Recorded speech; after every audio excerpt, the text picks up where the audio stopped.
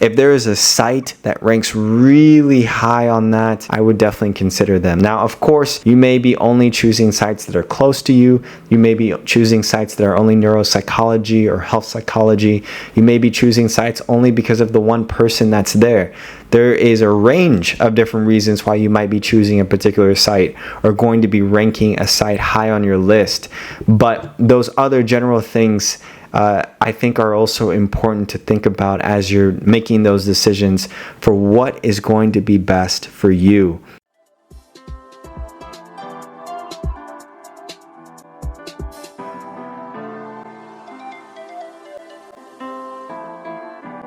What is up, fam? Welcome back to the channel. My name is Phil Sarpon. This is Phil's Guide to PsyD. This channel is dedicated to all things psychology, wellness, and graduate school. Today we have a very special video planned for you all. We are going to be talking about the internship process. We're going to break that down all in this video today. If you have not already, subscribe to the channel, like and share this video. Now, this is not going to be in any particular order, but we'll start with the first thing. The first thing that you should really look for in terms of an internship, a good quality internship, is going to be a variety of clinical experiences. Now, many of you might have specialty focuses or niches. Perhaps you're only looking at neuropsychology internship sites or health psychology internship sites or pediatric sites, and of course that's great. Those sites are really competitive, but that's great, and obviously in that niche you're going to become very specialized and focused in that area. But for those who are really just looking for general mental health clinical sites, or applying to a number of different types of sites, whether academic medical settings or VAs or hospitals or community centers or wherever, college counseling centers, you might gain a great advantage of choosing a site that does provide a wide array or variety or diversity of different types of clinical settings. And the reason that I say that is that as an intern, it really is a wonderful opportunity to learn as much as you can in an environment that is protected for your learning. You know, your supervisors are there to give you supervision, and hopefully it's good quality supervision.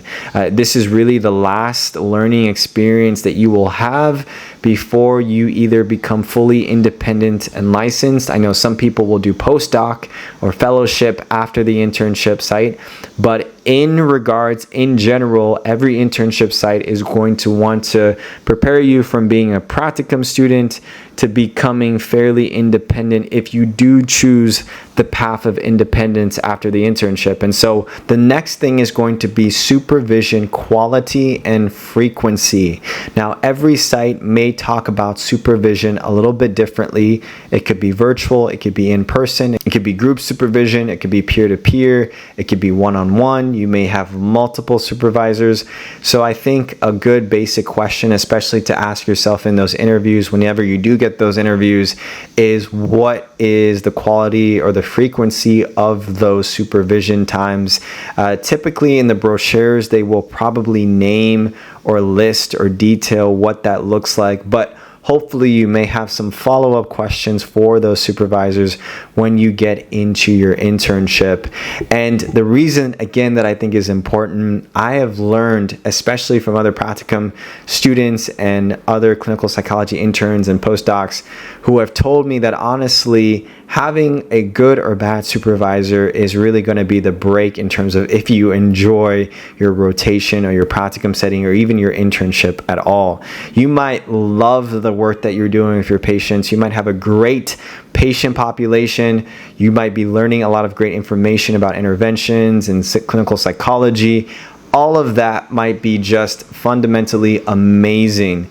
But if you don't have a good supervisor who is, whether they are attentive of your needs or giving you timely feedback, or maybe the fit just isn't there, the chemistry is just not there, there's some tension, rigidity, whatever you want to name it, if it's not a good quality relationship, it is going to have an effect not only on your performance as an intern or a practicum student, but even on your mental health as well. Ask those intern students, ask those current students or those current people who are working in that setting about the quality of their supervision that they're getting, if they like their supervisors, if it seems to be a really good fit, some of the things that you should know about before applying there, and really prioritize good supervision, quality experience. I think it will make all the difference in the world, especially when you go into that next step.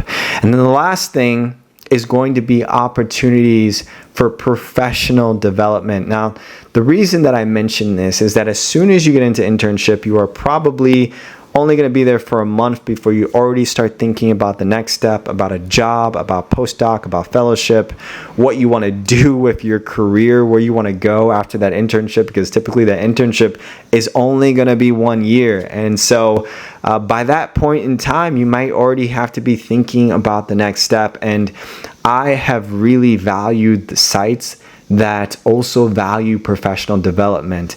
They're just not concerned about what you're doing currently with them right now, but they also want you to prepare you for the next step. And so if the next step is an advanced practicum, they're going to prepare you for that, right? If the next step is internship or postdoc, they will prepare you for that. And what that means is that they may do CV workshops, they may do clinical cases management or case discussions. They might give you opportunities to present research or to do presentations on clinical cases. They might give you feedback in terms of how you can market yourself to be a very competitive applicant. I love all of this because this is essentially free. This is embedded within the training. It is an absolute necessity. You need to know what type of clinician you are going to be after that practicum site or after that internship. And so I think whenever sites really do cater to the personal and professional development of their students, that is a really good indicator that they are going to prioritize you, your mental health, your professional wellness and development. That is a place that I personally would like to be, that I want to be, that I want to stay at. And so if that is appealing to you, then I would also ask those really difficult questions to those people, to that faculty or to those staff members whenever you get into those interviews. But also after those internship interviews, as you're ranking those schools or those programs, think about that. The variety of clinical experiences, the supervision quality and frequency, as well as the opportunities for professional development. If there is a site that ranks really high on that, I would definitely consider them. Now, of course, you may be only choosing sites that are close to you. You may be choosing sites that are only neuropsychology or health psychology. You may be choosing sites only because of the one person that's there. There is a range of different reasons why you might be choosing a particular site or going to be ranking a site high on your list. But those other general things I think are also important to think about as you're making those decisions for what is going to be best for you. Again, if you have any questions, put it down in the comment section below. If you have not already, like and share the video, subscribe to the channel, and I will see you all in the next video.